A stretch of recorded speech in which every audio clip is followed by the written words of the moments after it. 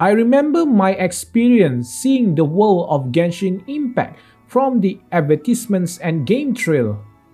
The world is flourished with colors and dense landscape filled with different types of monster, chests, and puzzle. There are also characters with unique design of each other, and embedded with them is different types of personalities.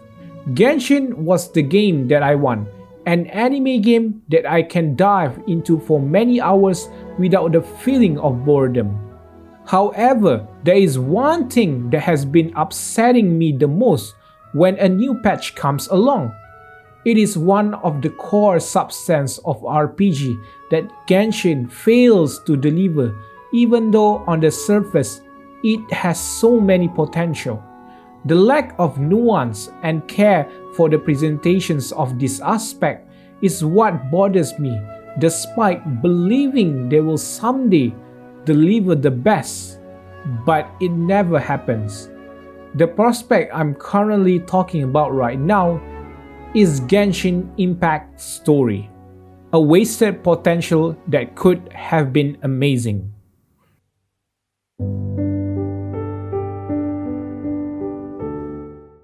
One of the big gripes I have with Genshin is its lack of character growth and progressions. The characters feel stale and stagnant, which makes the audience uninterested in their story. Just look at Zhao's story quest and tell me it's just about fake shaman. Or how about the disappointment reveal of Azdaha? It should be a monster that is a threat to the piece of leeway, but instead what we got is a kidnapping plot. Its absence of interesting premise and impactful moments is what brings the story down. Every time I participate in characters' story quests, most of the times it's just character talking about their feelings or ambitions with themselves.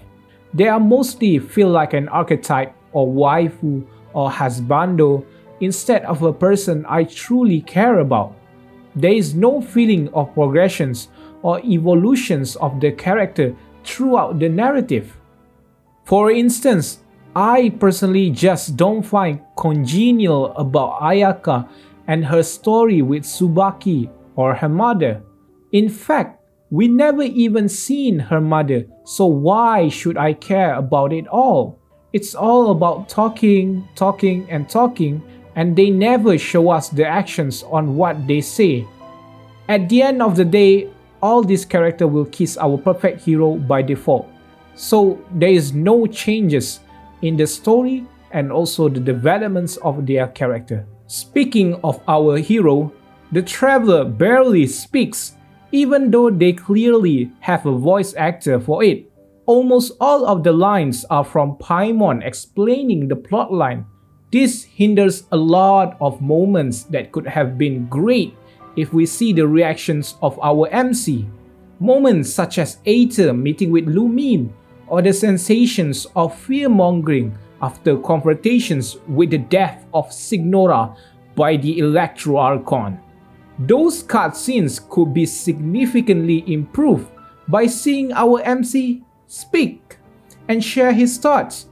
But alternatively, what we get is a self-insert and bland MC. Now, all of these problems I have with characters in Genshin Impact is because of its presentations.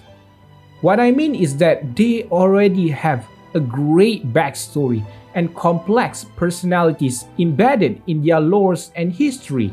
However, Genshin decided not to use those aspects and only mention them off screen. It's almost like you give an empty husk without any feelings in it, even though what people truly want is the feeling themselves.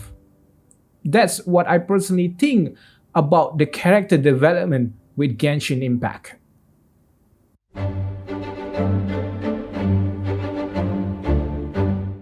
The way I describe most of Genshin's story is like a filler episode of anime. Each arc of the story almost feels like a checklist of tasks that you need to do, without any satisfying conclusions. It's either meeting with people who lost their visions or going out of your way to becoming swordfish 2 for the resistance army. This narrative feels unnecessary and does not progress much of the story.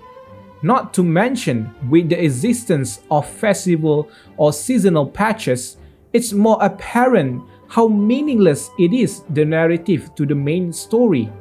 The Lantern Rite festivals, the Windbloom festivals, are few examples that are counterproductive to the actual main progressions. Why does not each patch of the story bring new insight to the world and also advancing any plot thread that was not able to make it into the Archon quest? Make it like how anime structure its own story with a set of different arcs that advance its plot. Enough with the filler aspect. Now the element which I hate the most about Genshin's story is basically there is no real stakes, tensions, or even impactful payoff to the story. This goes back to the first problems I have where we can't see the developments of characters. Frequently, you as the travelers move from point A to point B, solving someone's problems and be done with it. There is no character depth that we care about, no connection threads with each arc, and a story that heavily relies on explanations from Paimon's dialogue. Sure, you could say about Signora death or even the dwindle of Sakoku degree as moments that people would remember. Well, I would argue is that a story that has an impactful payoff with real tensions is when you as the audience feel the emotions. The moments that we go through in the story itself is predictable, and the plots are not being established properly to make the audience care about. For example, let's look again at Signora Death. It was very much insignificant and dumbfound because there is no establishment of her character during the Archon quest, so most of people just don't care about her.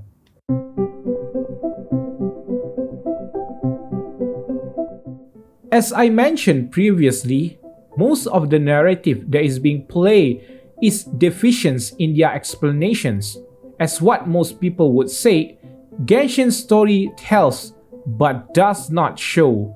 Most of the narrative are being told through the usage of heavy dialogue to tell everything to the audience. When I said everything, I mean everything. It is treating the players like a 7-year-old child with Paimon and the Archons explaining every single plotline to you. Moreover, the imaginary plots are always the argument when people try to justify the bad executions of 2.1 Archon quests, the inadequacy of Kokomi involvement, and the reveal of Scaramouche as the copy of Electro Archon, and also Barbara's sister is Jean are a few examples that I can think of. These were plotlines that should be executed properly and not being sidelined because of how important it is to the general narrative. Then, this itself brings another problem, which is uneven pacing of the story. For example, the odd rank up of Tape positions in the army within the span of 10 minutes we play the game. Plot holes and plot convenience can be seen especially during 2.1 Archon quest without following the narrative rules that has been set by the creators. For instance, why are the people of Inazuma is having a firework festivals during a war period? Why do characters of Mondstadt does not question the Valin relationship with Venti when they ride it to Archipelago? The story is not making sense, and it feels like some of the key plot lines are being rough chopped off to reduce their budget and time costs. The imaginary plots in the narrative is what lead to not just poor executions of the story, but also defective characters' development and unimpressive conclusions. What surprised me the most is that why NPC are the ones getting most of the screen time instead of real characters. They could have used that time to expand more on the characters' reactions and their thoughts on the narrative. It's a shame because a lot of characters' developments, amazing story, and complex narrative are hidden within these lores and world building.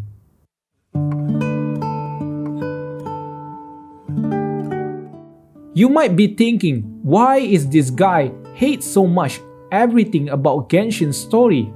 Well, listen here.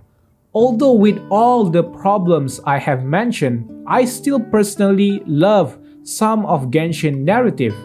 The Archipelago, Munchi's festivals, and Liyue Archon's story quests are the ones I enjoyed the most. It put a smile on my face when I see the revelations of Guoba as the God Stove and Zhongli retirements from his role as Liyue Archon. However, things need to be said when I see a clear difference night and day between the main narrative and the lores in Genshin Impact.